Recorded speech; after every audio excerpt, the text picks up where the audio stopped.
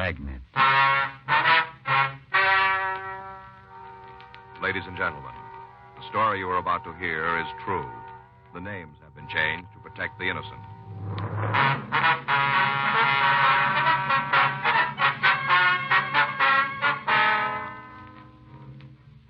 You're a detective sergeant.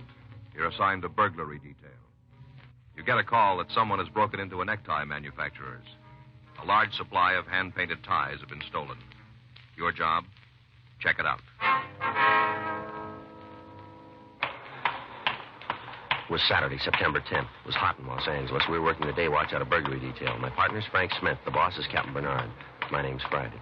I was on my way into the office, and it was 8:31 a.m. when I got to room 45. Burglary. Hi, Joe. Morning. Anything for us? Patrol car picked up a couple of high school kids about 3 a.m. No? Found them hanging around a filling station over on Jefferson. Mm-hmm. Juvenile's checking them against those other filling station jobs last week. Just to let us know. Okay. Oh, it's going to be a scorcher. Yeah. You noticed it last night? The heat. Oh, yeah, sure I did. I don't think I slept more than 30 minutes. Wonder about air conditioning the house. What? It's pretty expensive, isn't it? Well, I guess it depends, doesn't it? Yeah. Be worth it, though, weather like this. Well, we don't get these spells too often. I don't know, Joe. Lots of the new houses have air conditioning. Yeah. Just the bedroom might not cost too much. You know, one of those portable units. Mm-hmm. I get it. Burglary Friday. Yes, sir. Just a second. All right, what's the address? All right. Mm-hmm. Yes, sir, I see. Right away. Bye. Tie manufacturing company out on Western. Somebody cleaned them out last night. Over 100 dozen neckties. Yeah. Owner says he knows who did it.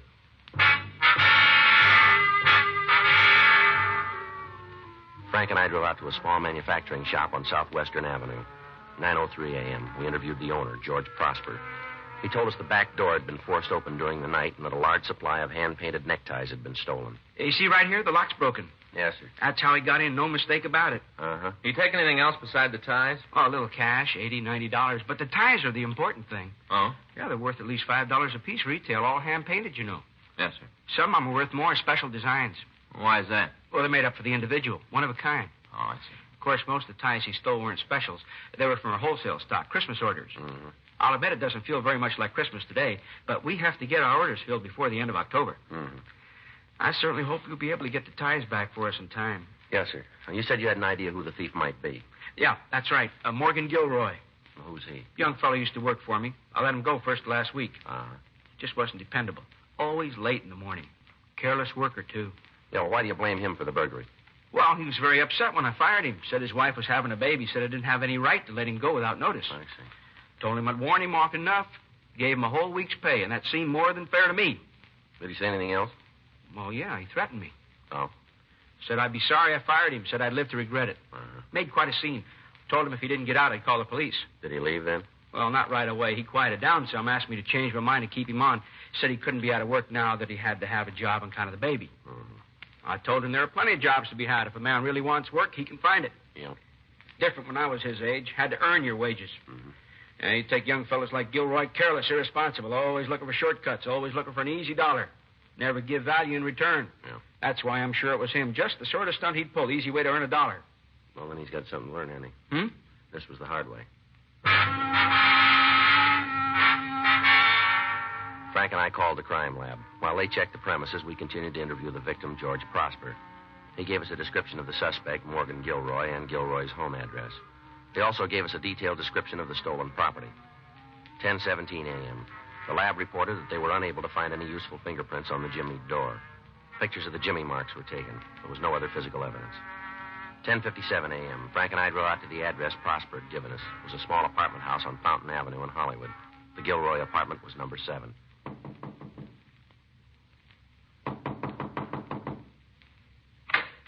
Yes? Morgan Gilroy in? No, he isn't. You Mrs. Gilroy? Yes, sir. We're police officers, ma'am. This is Frank Smith. My name's Friday. Pleased to meet you. Be all right if we come in for a minute? Oh, I guess it'll be all right. Thank you. I'm sorry I'm not fixed up. I kind of overslept this morning. Yes, ma'am. Were you out late last night, Mrs. Gilroy? No. How about your husband? What about him? Was he out late? Well, Don't you think you ought to tell me why you want to know? it's a police matter. Then maybe you'd better talk to Morgan. Yes, ma'am. Do you know where he is? At work. Now, where's he work, Mrs. Gilroy? For a time manufacturer. Which one, do you know? Prosper's. George Prosper. That's the owner's name. Mm-hmm. How long has your husband worked for him? 6 or 7 months. And that's where he went this morning, did he? That's where he goes every morning. Mm-hmm. Something happened to Morgan? We'd like to talk to him, that's all. Then why don't you? I told you where you could find him. Yes, ma'am. The Prosper Tie Company. I don't know what the address is, but it's in the phone book. Well, we just came from there, Miss Gilroy. Well, I don't understand. Didn't you see Morgan? Your husband doesn't work for him anymore. What? He was let out last week. What? I don't believe you. That's what his boss told us. Well, if Morgan would have said something about it. No. Oh, you've made a mistake. You must be talking about a different person. No, ma'am. Well, it's got to be a mistake. Well, sure, Morgan gave me his paycheck last night. Every Friday night he gives me his paycheck. He got paid yesterday. The same as every week. Do you still have the check? No, not exactly. What do you mean? Well, it wasn't the check he gave me, not really. Oh. You see, he'd cashed it on his way home from work. I see. But it was the usual amount, $80. Mr. Prosper must have paid him. What time did your husband get home, Miss Gilroy? Last night? That's right. Well, he was later than usual. How late? If Morgan's in some kind of trouble, I've got a right to know. I've got a right, haven't I? Suppose you just answer our questions, would you? He wouldn't have done anything wrong. Not at a time like this. You see, we're going to have a baby. I see. Morgan doesn't even think about anything else. He wants everything to be just perfect when the baby comes. That's why he couldn't have done anything wrong. Do you understand what I'm getting at? Yes, ma'am. That's why, whatever it is, well, it just has to be a mistake. Well, you can help us clear it up. All right. What time did he come home? About 2:15. A.M. Yes, sir. Mm-hmm. Did he say where he'd been? He called from the shop about 5:30 yesterday afternoon. Said they had a rush shipment to get out, that he'd be working late. Told me not to wait up for him. Had he ever worked this late before? Once or twice. Not till 2:15, maybe, but till nearly midnight. Were you awake when he got home? Yes, sir. Then you're sure of the time, 2:15. Yes, sir, I'm sure. You see, I couldn't get to sleep. I was kind of worried about him. I guess I kept watching the clock. It was 2:15 when he came in. What did he say? He was kind of put out, provoked about my still being awake. Said I ought to get my rest on account of the baby. I guess I sort of flared back. I said it was his fault on account of him being out so late. Oh, it wasn't a real fight or anything like that. Yes. He said I oughtn't to blame him, that we'd need all the extra money he could make. And he took out his wallet and gave me this week's pay, like I told you. Mm-hmm. Did he bring anything else home with him, Mrs. Gilroy? With him? Extra clothes, ties, anything like that? No. You mind if I look around the apartment? Well, I know where everything is. If you'll tell me what you're looking for, maybe I can help you. That's all right. I can make out. Is this the bedroom? Yes, the bed isn't made. Don't worry about it. I wasn't feeling very good this morning. Yes, ma'am. Would you like some coffee? No, ma'am, thank you. What about your friend? No, I don't think so. Did Mr. Prosper really say he fired Morgan? Yes, ma'am. Or did he say why? Well, you better ask your husband about that. Just isn't fair. In a time like this. Mm-hmm. They don't appreciate Morgan. None of the people he's worked for. Yeah. Man does his best. This is the thanks he gets. Mrs. Gilroy, these ties belong to your husband? Well, yes. You know where he got them? Sure, there's some he made at the shop. Samples. I see. Does he have any more of the same kind? I don't think so. Don't tell me all this fuss is about a couple of ties. Well, it's a few more than that, ma'am. Oh? 100 dozen.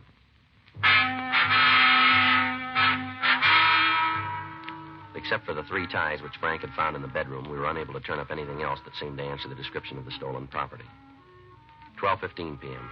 Frank stayed at the Gilroy apartment to wait for the suspect while I drove back to the tie factory. George Prosper identified the ties taken from Gilroy's closet. He said that they were samples manufactured in his plant.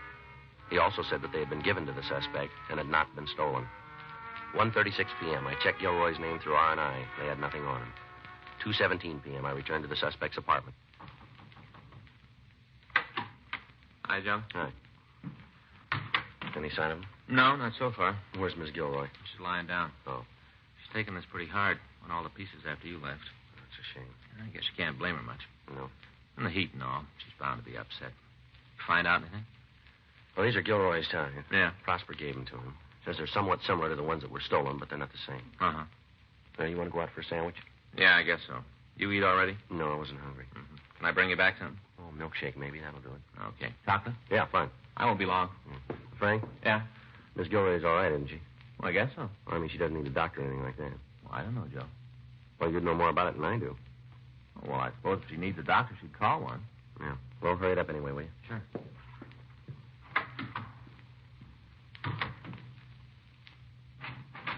I thought I... Oh, you. Yes, ma'am. What happened to the other officer? Went out to get some lunch. Oh, You feeling better? yes, thank you. The apartment's so stuffy today. That's what it was. Yes, ma'am. No, that isn't what it was at all. Ma'am? You and that other poison. You've got me so nervous I don't know whether I'm coming or going. Well, I'm sorry we had to bother you. You're just wasting your time. Morgan won't be home before 6 o'clock. He never gets off work, and I can't seem to get it through my head that he's not at the shop. Yes, ma'am. Look, the minute he comes in, I'll telephone you. Or if I hear from him, I promise, the minute he comes in. Well, it might be better if we wait. Won't you try to believe me? Morgan's honest, completely honest. Yes, ma'am. He hasn't done anything wrong. If he had, I'd know it. He'd have told me. And there's one thing he didn't tell you, Miss Gilroy. Oh? That money he brought home last night. Well? Where it came from. Frank and I waited in the apartment until the suspect, Morgan Gilroy, came home. 6:17 p.m. We took him into custody and drove him down to the city hall for questioning. He was very uncooperative and for nearly an hour refused to discuss his whereabouts the previous night. 7:08 p.m. We continued the interrogation. How'd you happen to lose your job last week, Gilroy? Ask the boss. He says you weren't dependable. That's his opinion. You afraid to tell your wife he fired you? Who says I didn't tell her? Did you? Well, maybe you'll feel more like talking in the morning. Morning. That's right. You can't keep me down here tonight. Is that right? You want to drive Judy out of her mind? You saw how she acted when you guys took me in. Well, what are you trying to do to her? We're not doing anything to her, Gilroy. All we want is some straight answers from you. It wasn't enough losing my job just when I needed it the most. Now you guys got to crawl on my back, too. When'd you get your last paycheck? From Prosper? Yeah. The day he fired me? That was last week sometime. I guess so. You gave your wife some money just last night. So? You told her it was this week's pay. Well, I had to tell her something, didn't I? Yeah. I didn't want her worrying about me being out of work. I had to tell her something. Where'd you get the money? Borrowed it. Yeah. Maybe it looked like I was stealing, but I wasn't. I was going to tell him I was taking it. It was just a loan till I started drawing unemployment. I thought we was buddies, Steve and me. Some buddy turned you over to the cops for a lousy $80. Who's Steve? Steve McGill. Isn't that why you picked me up? When were you with this McGill? Last night. What time? 5 o'clock on. Till when? Must have been nearly 2. It was a little after when I got home. Where were you? I met Steve at a bar over in Vermont. What's the name of it? Black Pony. What'd you do then? I had a couple of drinks, bite to eat. All right, go ahead.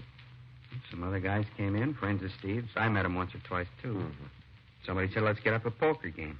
I told him I couldn't afford it. I didn't have any cash to spare. Steve said for me not to worry, that if I ran short, he'd stake me. Yeah. We all went over to his place. I did real good for the first couple of hours. I only had $5 to start with, ran it up to over 100. Is that right? They were all ribbing me. About how I was the one that didn't want to play. Yeah. Along about midnight, my luck started turning. By 1:30, I was cleaned out. Always seemed to be second high. Mm-hmm. Get a straight, sure as fate, somebody else would have a flush, second high. The game break up at 1:30? Well, they played on a little longer without me, 15, 20 minutes. I stayed on because I wanted to make a touch from Steve after the other guys went home. All right, go ahead. I didn't know how to bring up the subject. Not that Steve can't afford it. He's got plenty of dough, and he won over a couple of hundred in the game. Mm-hmm. I was kind of beating around the bush, and all of a sudden I noticed how drunk he was. He couldn't get his pants off. Mm-hmm. Just toppled over on the bed and went to sleep. At least he sure looked like he was asleep. Mm-hmm. Money was still laying there on the table where we'd been playing, over $200. I only took 80. That ought to prove I ain't a thief. If I was, I'd have taken it all. What'd you do then? I went home. Did you stop off on the way? Well, I couldn't have. Ask Judy. She'll tell you. I was there by a little after 2. Were you in the neighborhood of the tie factory last night? Now, within a half a mile. What's that got to do with it, anyhow? Where's this friend of yours live? Steve? That's right. A little street just off Western, Gramercy Place. You got a telephone? I guess so. You know the number? Not offhand. It must be in the book. I'll check it, Joe. Last name's McGill, huh? That's right. What the heck's going on here? You guys didn't even know about Steve. He didn't turn me in. Well, who did? A lot of ties were stolen last night. Factory you used to work for. Ties? That's right. Well, you think I had something to do with it? Your ex-boss does. Well, he hasn't got any right to accuse He me. threatened to make trouble. Well, I may have sounded off when he fired me, but it was just talk. How could I make trouble for him? Somebody did.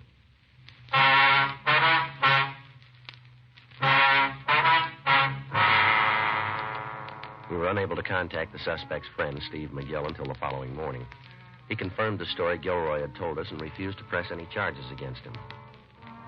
From McGill, we got the names of the other 3 men who had played cards the night the tie factory was broken into. They also confirmed Gilroy's alibi. Sunday, September 11th, 10:46 a.m. Morgan Gilroy was released. Frank and I went back to the office. Now we got nothing. That's right. You think his wife was telling the truth? Hmm? About him getting home at 2:15. We can't prove he didn't. No, I guess not. Well, it seems to be cooling off a little, doesn't it? Yeah. Probably would have been able to sleep last night, too. Yeah. That's my luck. Well, maybe you can grab a nap this afternoon. No, I don't feel right when I sleep in the daytime, Joe. Isn't good for a person, you know. Throws your system right out of whack. Hmm. Except for my brother-in-law, Armin. He can sleep anytime, any place. No strain at all. I get it. Burglary Friday. Yes, sir. Uh-huh. Yeah, I've got it. Well, when did it happen? I see. Right. Goodbye. Men's clothing store out on Crenshaw. Owner came in this morning to do some work on the books. Uh-huh. Somebody had jimmied the back door during the night. Stole a supply of suits, slacks, sport coats. Yeah. And a batch of hand-painted ties.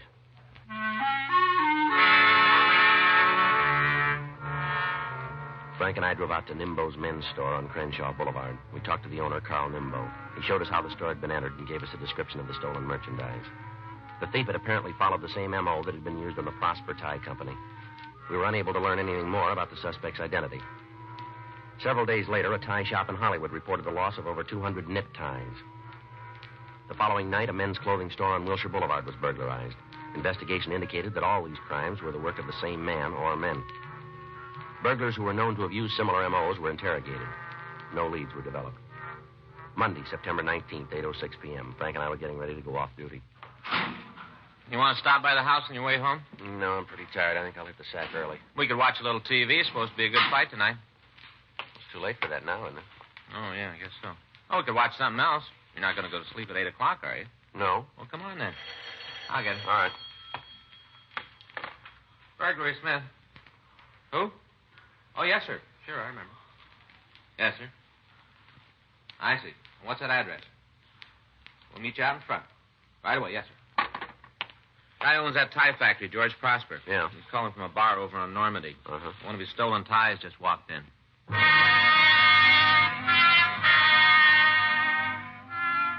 We drove out to a small bar and grill on the corner of Normandy and Kingsley Drive. George Prosper was standing in front of the place when we pulled up. He walked over to us. Evening, Mr. Prosper. Good evening. How are you? Pretty fair. You sure this is one of your ties now? Positive. It was a special. Worked out the design myself. I see. There isn't another one like it anywhere. I see. Can you point them out to us? Mm-hmm.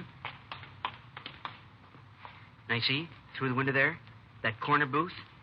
That one there, huh? Yeah, tall fella sitting alone. Okay, thanks. You want me to come in with you? No, sir, we'll take care of it. We might need you later on, though. Whatever you say. You know how to get in touch with me. Yes, sir. Good night. Night. Good night, sir.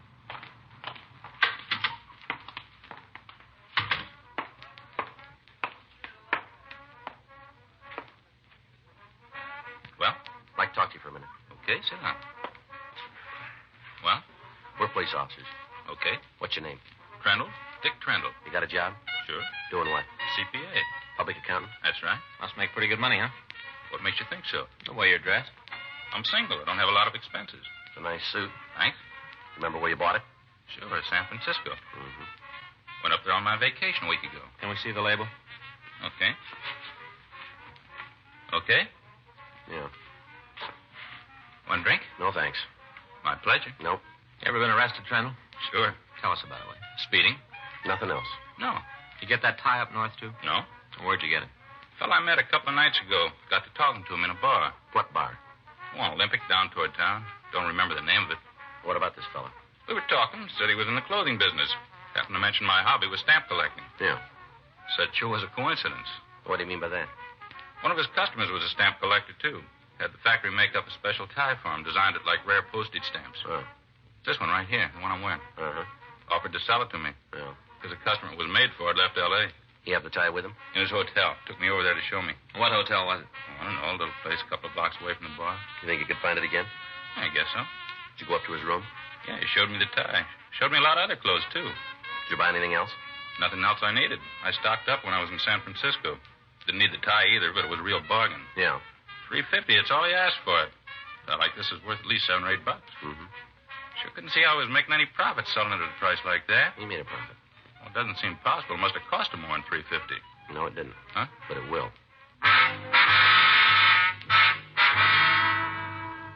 Dick Trundle gave us a description of the man who had sold him the tie. He agreed to accompany us to the bar where they'd met. 10:17 p.m., Frank and I interviewed the bartender at the BTJ Cafe on Olympic Boulevard. He remembered the suspect and said he had been in several times during the past week. He couldn't tell us his name or address. We left the bar and canvassed the vicinity for the hotel where the suspect had taken Trundle. 10:58 p.m., Trundle identified the Mortensen Hotel as the suspect's residence. Frank and I went inside and talked to the clerk on duty. To the best of my knowledge, there's only one person staying here who fits that description. That's Mr. Lafferty. Mm-hmm. He's one of the nicest gentlemen you ever meet. He's in the clothing business. Is he around now? Let me check his box. Yes, he must be in his room. The key's not here. What room is that? It's 212. He's very careful, Mr. Lafferty. Always leaves his key at the desk whenever he goes out. All right, thanks. He's generous, too. Generous to a fault. You don't say. Sure. See this tie? He gave it to me. Is that right? Yeah, it's one of my favorites. That's too bad. Hmm? You may have to give it back. Frank and I walked up to the second floor. Room 212 was at the end of the hall near the fire escape. The transom was open, and we could see a light inside the room. Who is it? Come on, open up. Yes, sir. Just a minute. What can I do for you, gentlemen? Police officer, stand still. Oh, police. You're wasting your time. I don't believe in firearms. He's light, Joe. What did I tell you? All right, where's the stuff? I suppose you mean the items I stole? That's what we mean. I've already managed to dispose of a good deal of it. What's left is in the closet, in the I'll bureau. check. By the way, the burglar kit's under the bed. Thanks. Always believe in cooperating with the police. Things seem to work out better that way. Yeah. Although, frankly, I'm surprised you weren't here sooner. Is that so? Last week. That's when I was expecting you.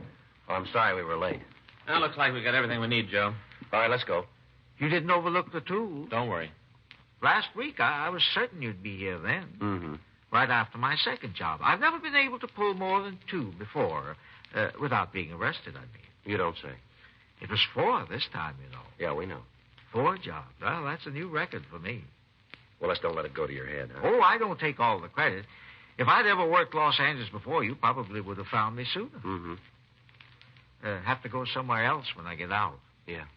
Maybe up north to Seattle. I never worked there. Mm-hmm. Might be able to pull 5 jobs before they catch me.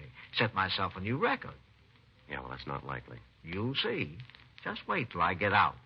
We won't be around that long.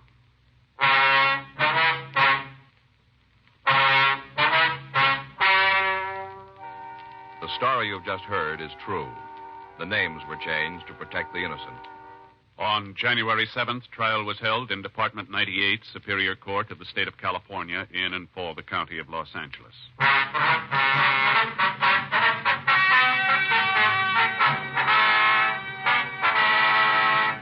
Russell Herbert Lafferty was tried and convicted of burglary in the first degree, 4 counts. Because of his previous record, he was adjudged to be an habitual criminal and was sentenced to life imprisonment in the state penitentiary, San Quentin, California. Dragnet, the story of your police force in action, is a presentation of the United States Armed Forces.